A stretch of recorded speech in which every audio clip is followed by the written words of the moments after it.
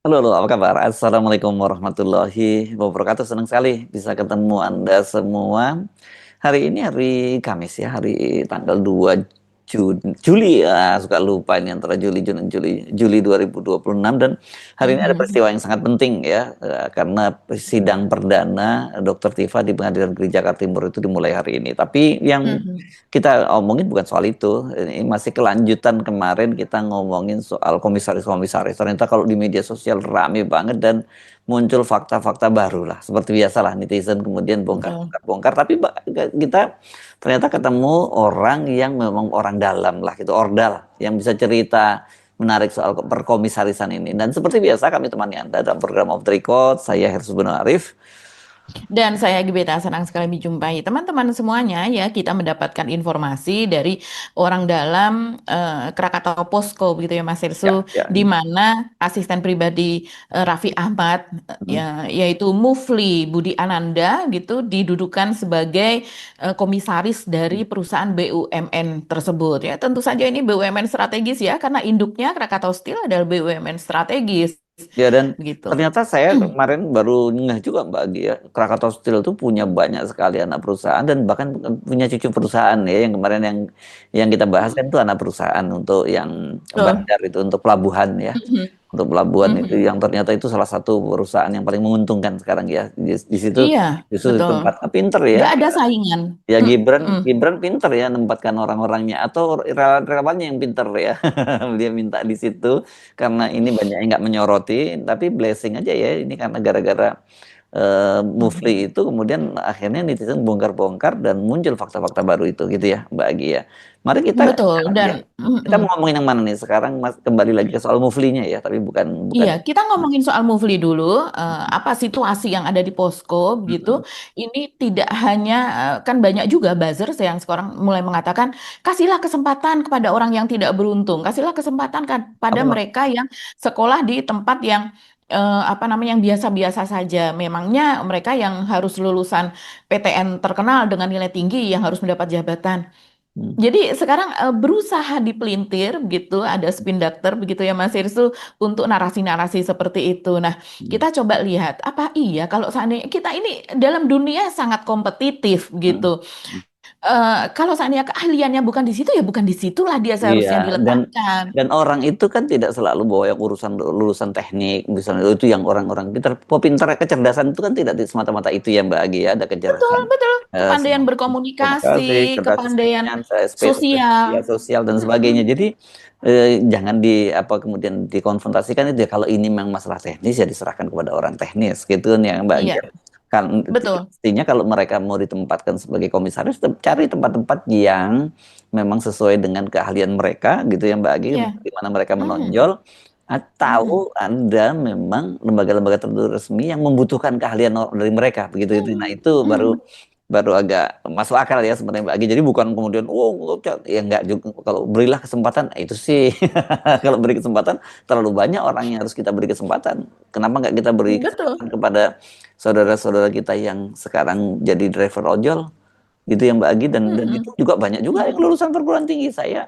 Nah, ini malah cerita yang menarik. Mhm. Saya pernah Betul. dari Jogja kebetulan pergi pulang waktu itu beberapa bulan yang lalu lah, bulan baru dari Mhm. Jogja begitu, saya udah pakai masker, pakai topi dan sebagainya gitu. Kemudian saya naik Grab car gitu dari hotel Mhm. menuju stasiun. Bukan menuju bandara. Nah, kebetulan ini orang ternyata walaupun yang mesen bukan saya tuh dia kenal saya begitu. Ini Pak Ersu ya, gimana Pak Ersu, acara apa di Jogja? Kenapa? Terus cerita, dia rupanya lulusan dari Fakultas Ekonomi UGM Mbak Agi. Mhm. Dan Ya. dia itu baru saja katanya dia baru kena PHK dari Mhm. perusahaannya, dan Mhm. kemudian dia dapat pesangonnya kemudian dia investasikan tapi ditipu oleh temannya, ya akhirnya dia nge-grab. Nah, orang-orang seperti ini Mhm. menurut saya punya pendidikan yang bagus, punya jejak pendapatan, kemudian dan dia salah satunya perusahaan yang cukup besar itu Mhm. Mhm. sebagai alumni Fakultas Ekonomi UGM. Jadi banyak orang-orang yang kalau mau berilah kesempatan Betul. gitu. Berilah kesempatan. Iya, Mhm. iya. Hmm. Iya. Dan selain juga lulusan itu kan juga pengalaman. Sekarang Ya. pengalamannya apa Mufli ini, begitu kan? Ya, begini Mas Ersu. Jadi kita ini mendapatkan informasi dari katakanlah orang dalam. Ini sebenarnya teman kita juga. Kita sudah lama mengenal dirinya. Apa namanya? Dan dia memberikan informasi karena dia sekarang sudah tidak ada di Krakatau Posko begitu. Dan sebetulnya dia bekerja itu di anak perusahaan dari Krakatau Posko. Jadi ada Krakatau Steel sebagai induk perusahaan dan di bawahnya itu ada beberapa anak perusahaan, salah satunya Krakatau Posko yang memproduksi baja begitu ya untuk konstruksi untuk segala macam. Dan kemudian di bawahnya ada lagi perusahaan-perusahaan gitu dan dia ada di jadi cucu perusahaan dari Krakatau Nggak eh, usah kita sebutkan Steel. spesifik ya, apa nama Tidak perusahaannya. perlu. Ya, Iya, ya. betul. Dan tapi karena Krakatau Posko ini kan tidak listing di lantai bursa, Mas Hersu. Jadi artinya pertanggungjawaban dari keuangannya itu melekat pada Krakatau Steel. Dan begitu juga anak perusahaan atau cucu perusahaannya dari Krakatau Steel ini juga mempertanggungjawabkan kinerjanya atau laporan keuangannya kepada Posko. Posko naik ke atas lagi. Jadi saling berhubungan tentu saja. Dan teman ini menceritakan karena dia baru resign baru saja belum lama dari sana setelah bekerja selama belasan tahun di sana dan dia ini melamar secara profesional ya bukan dari fresh graduate jadi dia Punya sudah pengalaman kerja di perusahaan lain ya. Hmm. betul dia pun mengatakan Mas Hersu kalau saya melamar sebagai fresh graduate walaupun saya dari perusahaan maaf Dari saya perguruan. dari perguruan tinggi negeri ternama Hmm. begitu. Hmm. Dan dari perguruan tinggi teknik yang ternama di Indonesia, Hmm. tapi saya tidak yakin saya akan diterima karena begitu ketatnya. Saya tahu bagaimana begitu ketatnya dan bagaimana kompetitifnya orang-orang yang ada di dalam Hmm. Krakatau Posko dan juga anak perusahaan tersebut. Hmm. Tapi karena saya melamar ini sebagai orang experience-nya sudah belasan tahun di BUMN, Hmm. sudah sekitar 14 tahun, dan kemudian ditambah dengan di swasta beberapa tahun, 4 tahun kalau tidak salah, dan sehingga ketika dia melamar, iya yang dinilai adalah itu dan juga sertifikatnya yang dia mendapatkan pelatihan di luar negeri apa dan sebagainya. Jadi memang sangat kompeten untuk bekerja di sana. Nah, coba kita lihat Mas Hersu beberapa eh, bongkar-bongkaran atau data-data atau selayang pandang dia tentang Krakatau Posko ini. Setelah melihat ini, membaca ini, kita akan melihat layakkah Mufli Budi Ananda itu menjadi komisaris di sana yang artinya membawahi orang-orang itu tadi ya, menjadi pengawas dari kinerja direksi dan juga sekaligus semuanya yang ada di bawahnya, di mana mereka adalah orang-orang yang kompeten dan pandai tadi. Eh, Diawali, dia mengatakan bahwa saya karyawan di anak perusahaan Posko itu sejak tahun 2014. Dulu ketika komposisi saham Posko atau Posco begitu ya, seringkali orang membacanya itu adalah 70% dan Krakatau Steel itu 30% dari 7 direksi, ternyata banyak direksinya termasuk Presdir, ada 2 posisi direktur yang jadi jatah orang Indonesia katanya. Tapi yang kita lihat terakhir itu memang yang disebutkan hanya posisi presdir saja dan itu disandang oleh orang Korea. Dan ex senior PTKP begitu, yaitu PT Krakatau Posco sudah dia mengatakan dengan polemik ini begitu ya, ada ex senior sebenarnya sudah mencari tahu apa sih sebetulnya yang terjadi begitu, termasuk menanyakan kepada anggota dewan setempat, DPRD setempat begitu, ini apa yang terjadi dan mendapatkan jawaban bahwa memang ada titipan begitu Mas Herso. Nah, titipannya dari siapa kita tidak perlu sebutkan, tapi apa namanya kita mendapatkan informasi nama tersebut. Nah, dia mengatakan bahwa nggak terima banget lihat asisten si Raffi Ahmad ini jadi komisaris di Krakatau Posco. Benar komentar netizen di medsos, padahal karyawannya lulusan kampus-kampus ternama katanya. Betul itu, masuk KP atau Krakatau Posco itu nggak gampang, seleksinya ketat. KP sampai punya list perguruan tinggi kategori A, kategori B, dan seterusnya. Lah ini lulusan Poltek yang nggak ada di Google Maps, bahkan kampus sudah tutup. Hmm. Ya, ya sekarang sudah tutup nggak ada lagi di Google Maps ya tentu saja. Ya dia mengatakan saya tinggal di Cilegon, saya tidak di Krakatau Steel tapi di anak perusahaannya Krakatau Posco. Ya yang sekarang lagi rame di medsos karena komisarisnya asistennya Raffi dan dulu tukang bawain belanjaannya si Nagita Slavina kalau gigi kulineran. Ini saking keselnya ya, tapi saya kemudian mencari apa betul? Iya, di video yang kita pernah tayangkan memang seperti itu. Jadi kalau dia jadi timnya Raffi, dia apa namanya membantu Raffi. Kalau menjadi timnya Gigi, istrinya Raffi, Nagita Slavina, yang senang berbelanja, senang kulineran, ya dia membawa Ya, barang-barang belanja dan itu tersebut wajar saja kan, memang namanya dia bekerja menjadi sebagai asisten asisten pribadi. pribadi. Ya, wajar Sangat-sangat kan? wajar, Ya. Jadi yang kita bahas itu betul. bukan soal soal perlakuan itu, bukan ya, bukan itu, tapi Bukan, bukan soal tapi kompetensinya. kompetensinya. Apakah orang yang memiliki kompetensi selama ini secara pribadi, profesional terhadap bos yang dimana dia memang digaji di situ, apakah kemudian bisa kemudian menghandle sebuah perusahaan, apalagi dengan perusahaan ini yang investor asing gitu ya, partnership dengan Korea. Dan itu direksi Koreanya apa nggak ngamuk dia pasti komisaris modelan begitu. Ini kita sambil membacakan apa namanya mantan karyawan KP ini, dia juga adalah netizen karena dia juga kalau saya lihat dia cukup aktif juga di media sosial Mas Hirsu. Padahal dua kali punya direktur Korea yang langsung saya bertanggung jawab ke beliau itu rewelnya setengah mati, harus perfect, target oriented katanya.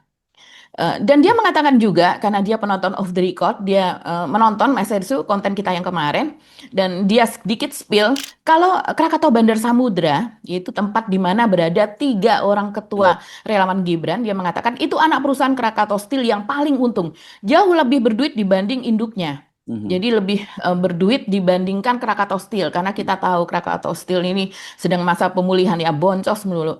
Karena usahanya kan pelabuhan logistik.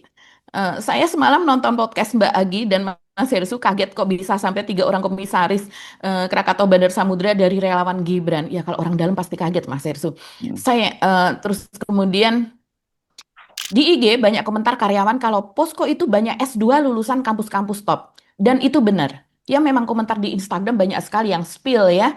Mungkin juga itu karyawan dari grup Krakatau itu sendiri yang spill bahwa banyak sekali lulusan S2 itu bekerja di sana karena memang S2 lebih apa namanya lebih memiliki keahlian di bidangnya.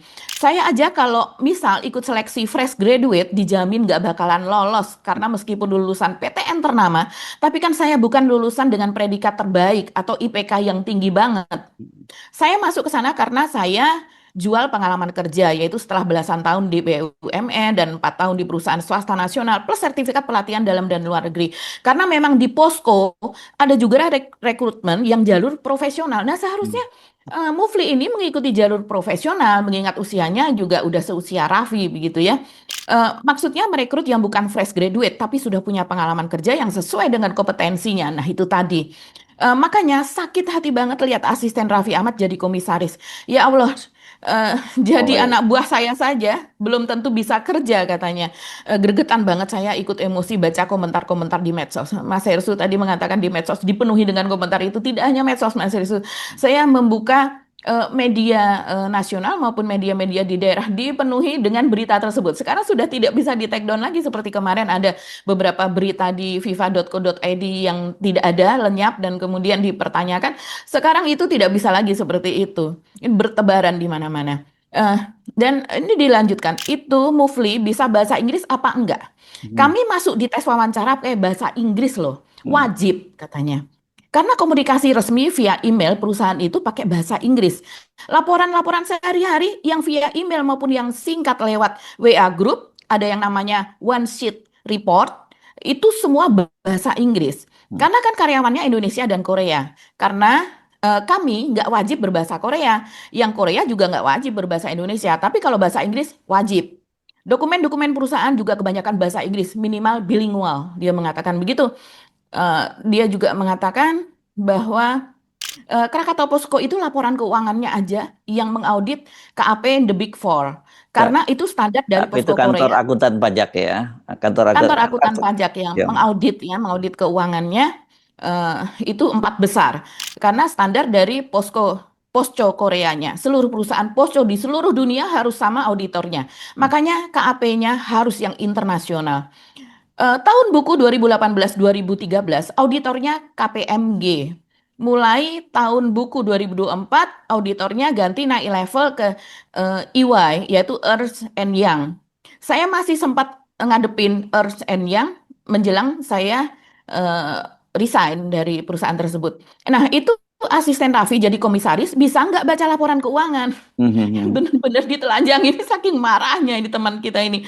Kinerja perusahaan dipantau komisaris, pertanggungjawaban kepada pemegang saham kan dilihat dari laporan keuangannya. Laporan keuangan yang diterbitkan The Big Four itu sudah pasti berbahasa Inggris. Nggak bisa dia minta saya tolong kasih yang versi terjemahan aja ya, gitu. Sambil tertawa dia mengatakan. Annual plan, annual report, itu semua bahasa Inggris katanya. Dulu tempat saya kerja, anak perusahaan Krakatau Posco yang bagian nyusun annual plan untuk tahun depannya semacam rencana kerja, RKAP, atau kalau negara itu RAPBN, dan annual report untuk tahun sebelumnya. Itu tugas tim saya untuk disubmit kepada para komisaris. Komisaris kami dulu paling tidak 2 orang yang dari Korea. Biasanya satu komisaris Korea, tapi berdomisili di Indonesia atau berkantor di Indonesia, dan 1 orang lagi komisaris yang berkantor di headquarter Posco di Korea sana. Nah, mendapatkan approval komisaris Korea itu nggak gampang, nggak bisa mengarang bebas begitu saja. Nggak kebayang kalau yang mereview asistennya Raffi Ahmad ya, karena dia sebagai komisaris dia harus mereview laporan keuangan itu dulu. Ya Allah, jatuh harga diri saya katanya. Dan, dan dia curhat lagi seperti ini Mas. Sumpah Mbak, aku tuh rasanya pengen ketemu sama asistennya Raffi Ahmad. Tak kasih annual report, nih Pak Komisaris silakan baca dulu dan kasih komentar Anda sebagai komisaris. Karena nggak terima banget untuk jadi karyawannya aja seleksinya ketat. Ya mungkin karena ini orang yang idealis. Saya cukup mengenal ini penonton of the record ini orangnya idealis. eh, Tidak gampang kompromi, keras, wataknya cukup keras, sehingga dia terheran-heran dan eh, betapa orang seperti ini, begitu ya Mas Hersu, bisa masuk ke perusahaan yang untuk seleksi untuk menjadi karyawan biasa saja itu sangat-sangat ketat sekali. Kalau boleh saya menceritakan pengalaman pribadi, ini kan pengalaman dari pemirsa of the record yang kemudian menceritakan pengalamannya kepada kita ya. Pengalaman saya sendiri tahun 2019, saya punya banyak ponakan ya. Ponakan saya ini ikut seleksi ketika itu zamannya Menteri BUMN-nya masih Rini Sumarno. Itu yang mengikuti seleksi tahun 2019. Silahkan teman-teman googling. Pengumuman resminya dari pemerintah itu pendaftarnya ada sekitar 900.000 sampai 1 juta. Oh ya? Dan kemudian, ya banyak sekali Mas Hersu, dan kemudian itu ada seleksi berkas gitu ya, seleksi berkas, dan kemudian ketika itu masih masa apa namanya sudah dari 2019 dan kemudian menuju ke 2020 itu sudah walaupun belum masuk ke COVID gitu, tapi ketika itu sudah Zoom apa seleksi lewat itu sudah diberlakukan. Jadi untuk awal-awal masih dari pihak apa ya semacam perusahaan atau organisasi begitu yang sebagai headhunter, dan kemudian baru terakhir-terakhir itu berkomunikasi langsung dengan user, dan belum tentu pihak user itu dia itu BUMN yang ketika itu mencari, kata Rini Sumarno ada 110 BUMN ketika itu yang mencari pegawai dan targetnya adalah 11.000. Tapi ternyata dari pendaftar yang 900.000 sampai 1 juta itu hanya diterima sekitar 3.300. Bayangkan, karena last minute, walaupun dia lolos seleksi bahasa Inggris, lolos seleksi pengetahuan akademik, pengetahuan umum, terus seperti hitung-hitungan juga ada matematika dan sebagainya, terus kemudian psikotes tentu saja, psikotesnya tidak hanya sekali, ada beberapa macam psikotes, dan kemudian ketika wawancara dengan user, belum tentu usernya kemudian merasa serp, sehingga dari 11.000 itu hanya diterima 3.300. Jadi kemudian entah mungkin dibuka lagi di kementerian yang oleh menteri yang selanjutnya, karena setelah itu kan Rini Sumarno tidak lagi menjabat. Tapi artinya memang sesulit itu untuk masuk ke BUMN kecuali dengan jalur fast track ya, dengan jalur ordal atau orang dalam. Bahkan orang dalam ini tidak hanya menjadi sekedar karyawan, tapi langsung bisa menduduki jabatan tinggi bahkan menjadi komisaris. Ini rusaknya BUMN kita. Iya, iya, iya, iya. Ini informasinya sangat valid ya dan detail itu yang kita dapat dari ini. Nah, memang ternyata kasusnya masih terus berlanjut ya Mbak Agi ya, huru hara ini karena kemudian terbongkar yang tadi banyak komisaris-komisaris lain dan tidak tertutup kemungkinan ini akan muncul kasus-kasus baru serupa karena memang yang namanya Ya. komisaris itu apalagi perusahaan-perusahaan semacam ini ada yang perusahaan publik dan tidak boleh kan dipublikasikan dipublikasikan juga, kecuali kalau di take down ya nggak ketemu. Tapi kalau di take down pun juga tambah rame kan gitu. Iya Oke. ya, dan Krakatau Poso ini kan juga sudah ditutupi, Mas Hersu. Mhm. Ini apa namanya, websitenya, Hmm. rumahnya, begitu, sebagai biasanya kan ada visi misi apa dan sebagainya. Saya masih sempat melihat yang sebelumnya itu cukup lengkap begitu ya, Ya, walaupun laman untuk Dewan Komisaris sudah dihilangkan, tapi sekarang lebih dihilangkan lagi, lebih limited ya, lagi. Saya tidak bisa membayangkan perusahaan internasional seperti ini berakhir seperti ini hanya yes. gara-gara untuk menyembunyikan keberadaan dari asisten Rafli Ya. tersebut. Tapi menarik ini karena bagaimanapun juga nama Raffi Ahmad yang dibawa-bawa, mestinya harus ada Mhm. penjelasan juga dengan Raffi. Apakah dia ini masuk ke situ memang karena jalur pengaruh dari Raffi atau bukan? Ini kan penting juga dong, harusnya dia memberikan jawaban Betul. kepada publik, kan rame banget begitu ya. Karena kalau cuman Mhm. didiamkan begitu saja kan yang akan muncul persepsi, kan jadi panjang urusannya ini. Oh, karena Raffi Iya. adalah seorang utusan khusus dari presiden, kemudian dia punya hubungan, kan Mhm. jadi rame. Mesti dijelaskan apakah Mufli ini masuk menjadi komisaris itu karena jalurnya Rafli atau dia menggunakan jalur yang lain kayak gitu. Karena orang kemudian mencurigai Rafli itu karena kaitannya juga bosnya BUMN ini kan kebetulan adalah pamannya dari Nagita Slavina, kan gitu, jadi tambah spekulasi Betul. itu jadi tambah mengerucut gitu ya. Nah, saya kira kita mesti Mhm. fair untuk memberikan kesempatan Raffi, bukan Rafli lagi, Raffi untuk memberikan penjelasan dong yang bagi, supaya nggak hanya Mhm. penghakiman lewat media sosial saja gitu. Nah, Betul. kita Seharusnya tunggu memang ya, demikian, Mas kita Hersu. tunggu ya Mbak Tuntutan Desi. untuk Hmm, tuntutan untuk buka suara itu sangat-sangat besar ya, beberapa hari belakangan ini, hmm, karena memang seperti disebut Mas Hersu tadi, orang lalu menghubungkan titik-titiknya, yaitu bagaimana Raffi ini adalah utusan khusus presiden, kemudian di sekeliling Raffi bagaimana adiknya, adik iparnya, adik kandung, adik ipar apa dan sebagainya, kemudian menjadi pejabat dengan salah satunya adalah dengan pengaruhnya. Dan Raffi ini juga tadi paman dari pihak istrinya ini, Doni Oskaria ini menjabat sebagai kepala BP BUMN. BP-nya ini saya seringkali lupa, Badan Pengelola atau Badan Pengatur BUMN begitulah. Dan Doni Oskaria ini selain menjadi kepala BP BUMN gitu, seluruh BUMN ini ya, juga menjadi CEO Danantara, Chief Operating Officer. Ini kedudukan yang sangat tinggi begitu ya. Jadi sangat wajar kalau loh Raffi ada tangan di situ begitu. Apalagi ini kan menjelang IPO ya, initial public offering dari perusahaan Raffi Rans Entertainment, di mana di situ salah satu pemegang sahamnya adalah Doni Oskaria juga dan juga Kaesang, anak dari Jokowi. Ini kan kemudian dihubung-hubungkan karena memang cara membaca sesuatu ini, kenapa terjadi ini, kenapa terjadi itu, ada apa di baliknya, adalah dengan cara menghubung-hubungkan itu tadi ya. begitu Mas Heru. Dan sudah ada yang menarik, ada juga seruan dari Hotman Paris, lagi-lagi ini karena tiap hari Hotman Paris ini ya cukup penting juga karena memang dia pernah bekerja dengan Prabowo, menjadi pengacara bisnis Prabowo selama 25 tahun, dan kemudian memiliki hubungan yang dekat dengan inner circle-nya Prabowo, dan dia juga mengatakan setiap kali ada sesuatu yang berhubungan dengan negara, dengan presiden gitu ya, bukan bidang Hotman 911, itu beda lagi, itu soal pidana dan kriminalitas. Tapi soal-soal bisnis seperti ini dia mengatakan dia mengirim kepada istana begitu. Hmm. Nah, salah satunya adalah dia mengatakan supaya menghapus semua komisaris di BUMN dan juga BUMD, karena memang dalam klausul tentang pendirian PT itu tidak diharuskan harus ada komisaris begitu. Saran Hotman Paris, tahun lalu Hotman mengusulkan agar perusahaan-perusahaan BUMN dan BUMD tidak usah pakai komisaris. Karena undang-undang PT tidak mewajibkan ada komisaris.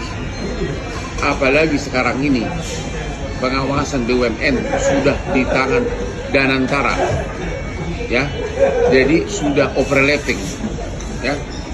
Kalau komisaris dihapus di seluruh BUMN dan BUMD, negara akan menghemat triliunan rupiah dari gaji komisaris. Harus diakui, komisaris itu banyak hanya sekedar hadiah, mungkin berjasa kepada pemerintah, atau juga adalah orang-orang pensiunan untuk menghabiskan masa pensiunnya. Jadi seolah-olah sebenarnya fungsinya selama ini tidak bermanfaat bagi negara, ya, hanya formalitas.